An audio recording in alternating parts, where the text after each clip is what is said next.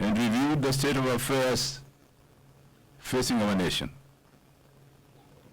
We conducted a thorough analysis of the state of our economy, politics, and human security, and noted that the people of Kenya are facing times with no immediate end in sight. We will continue to champion the causes of the people of Kenya and demonstrate our commitment to safeguarding the Constitution, democracy, and the rule of law. We commit to our constitutional mandate of serving the people in our respective counties. In pursuit thereof, we shall engage the national government based on mutual consultation and cooperation for the benefit of our people within the framework of the principles of the two governments being distinct and interdependent. The Kenya Kwanza regime may have the appearance of legality, but does not, I repeat not, have the legitimacy from the people. We remind the people of Kenya that slavery may have been legal in some jurisdictions, but remained repugnant to morality and justice. Colonialism may have been covered by the veneer of legality, but was morally decadent and unjust. Similarly, rigging of elections may have been clothed with the cloth of legality, but it remains illegitimate and repugnant to justice. Our quest for electoral justice continues, and we will never allow the rigging of elections to become a new normal in our country. To this end, we take serious notice and condemn in the strongest term possible the revenge mission the regime has embarked on against conscientious commissioners of the IEBC who had the audacity to reject the electoral coup perpetrated by the IEBC chair, Wafula Chebukati, while trying to sanitize the conduct of electoral thieves and fraudsters at the commission.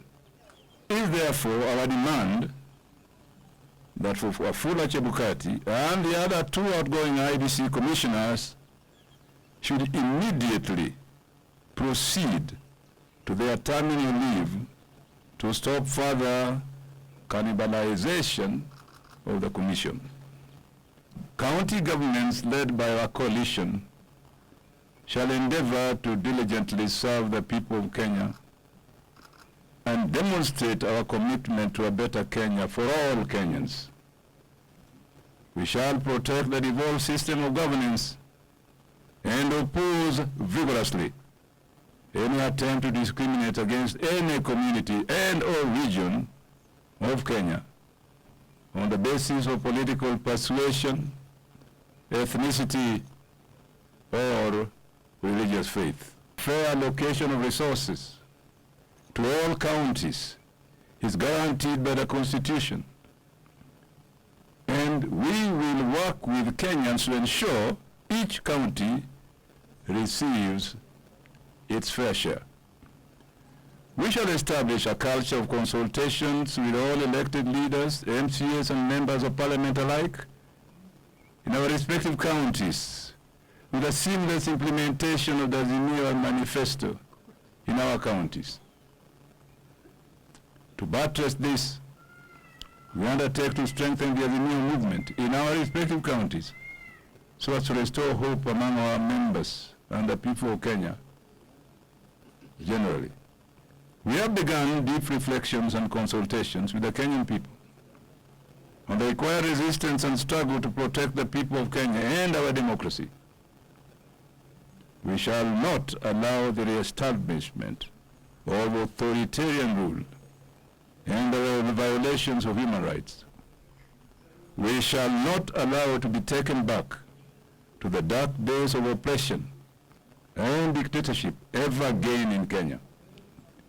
We shall robustly confront and oppose all dangerous policies and practices of the Kenya Kwanza regime including the sinister efforts to introduce GMO food and or seeds, destruction of our environment, including the introduction of the discredited Shamba system, attempts to tax the most vulnerable segments of our society, including mama mbogas, thereby increasing the cost of living for everybody and particularly the poor. The regime was not prepared to lead, has no clue on how to fix Kenya's problems, and continues to be obsessed with campaigning. This regime of lies, deceit, and false promises is out of its depth and shall not be allowed to ruin our lives.